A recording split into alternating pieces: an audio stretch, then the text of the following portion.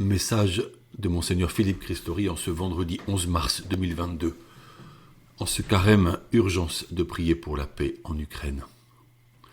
Ce jeûne du carême ne nous pose-t-il pas question? Est-il vraiment nécessaire? Dans mon enfance, nous avions gardé l'habitude de ne pas manger de viande les vendredis de carême, d'aller en famille à la messe des cendres et de faire des efforts de carême. Faut-il moins pécher en ce temps de carême? Le péché n'est jamais autorisé. Donc jeûner n'est pas s'abstenir de péché, car cela doit être notre vigilance permanente. De quoi jeûner alors et pourquoi? Nous jeûnons de bonnes choses. Quand Jésus est poussé au désert 40 jours, il jeûne de la nourriture. Or la nourriture est bonne, surtout en France, où nous avons de magnifiques traditions culinaires. Donc nous jeûnons de bonnes choses, afin que, quand nous privons de celles-ci, le manque éprouvé rappelle la valeur d'un bien supérieur, c'est-à-dire le lien à Dieu et l'importance de notre solidarité envers ceux et celles à qui il manque ce bon nécessaire. Me privant ainsi de quelques bonnes choses, j'en garde le prix pour le partager. Le Christ n'a-t-il pas dit « L'homme ne vit pas seulement de pain, mais de toute parole qui sort de la bouche de Dieu » ? La vraie nourriture est la parole divine que je trouve dans les Saintes Écritures. Notre marche de carême pourra associer un authentique jeûne de nourriture, plus particulièrement les vendredis, et chaque jour pour quelques sucreries ou alcool non nécessaires. Ajoutons à cela la méditation des textes de la Sainte Écriture pour que notre intelligence en soit illuminée.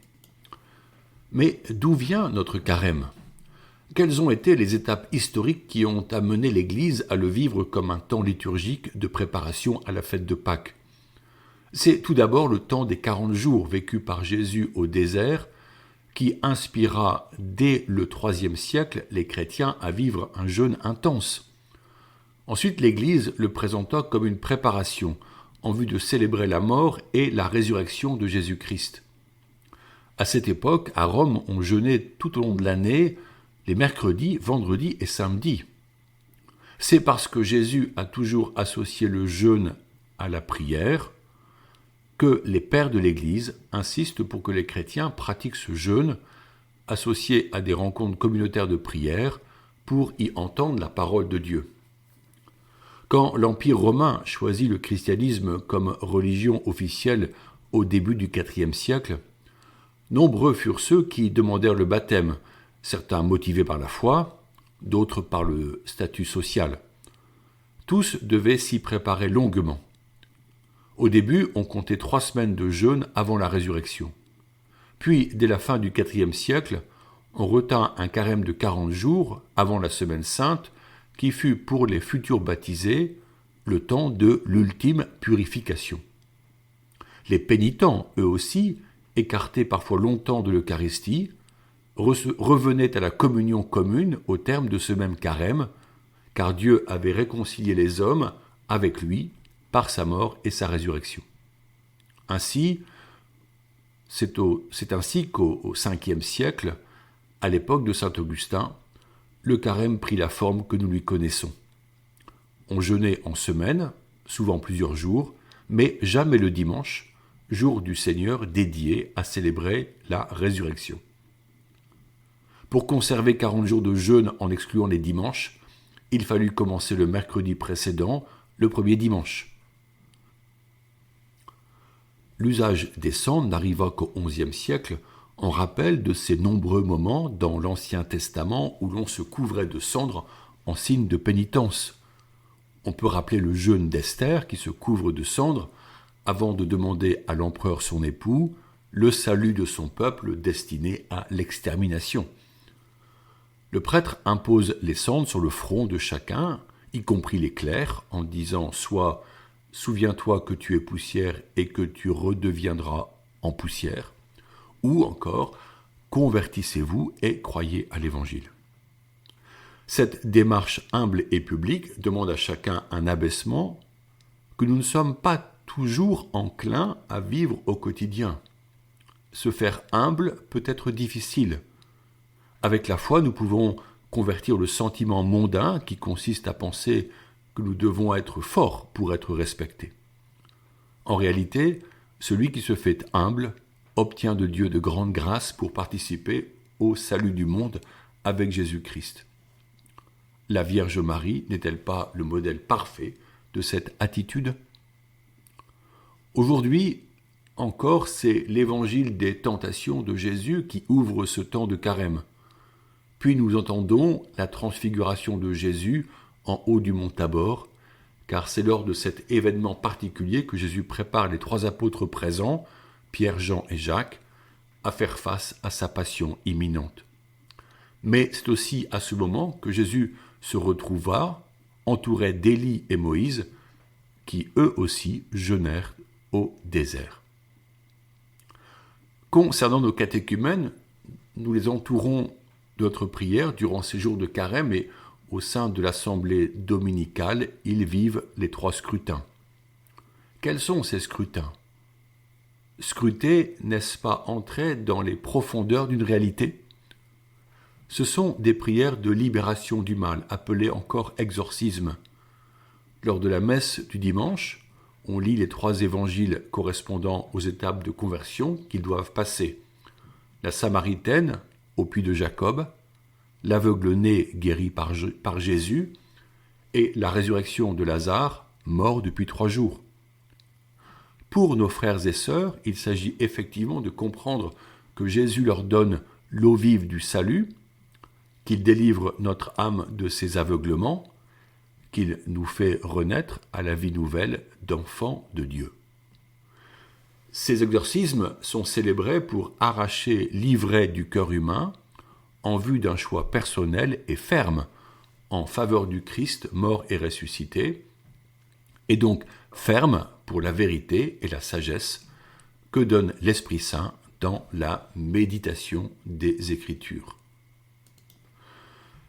Quitter le vieil homme habitué à ses lourdeurs, à ses errements et à ses péchés n'est pas simple. Je vous parlais du combat spirituel récemment, et le candidat au baptême devra pouvoir compter en vérité sur les fidèles de sa communauté paroissiale pour prier pour lui quotidiennement et l'accompagner fraternellement. Le démon sait que le fruit du baptême est la vie divine. Aussi fera-t-il tout pour endormir le catéchumène, voire le décourager et le séparer de ses appuis. Au sein de la communauté, il sera gardé et avancera joyeusement vers ce baptême. L'urgence de prier pour la paix en Ukraine et en Europe continue. Certains sont inquiets et nous les comprenons. Je rencontrais des adolescents se préparant à la confirmation et ils me faisaient part de leur inquiétude. À leur âge, je n'ai jamais connu une telle situation. Les médias rendent immédiatement accessibles les vidéos.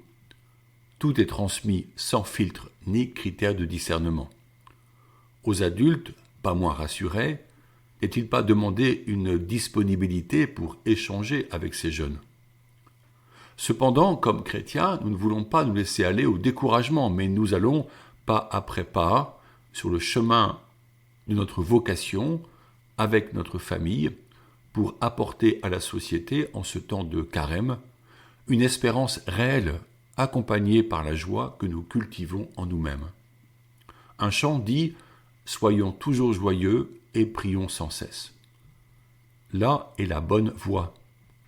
Empruntons-la durant la semaine à venir pour garder notre regard sur Jésus.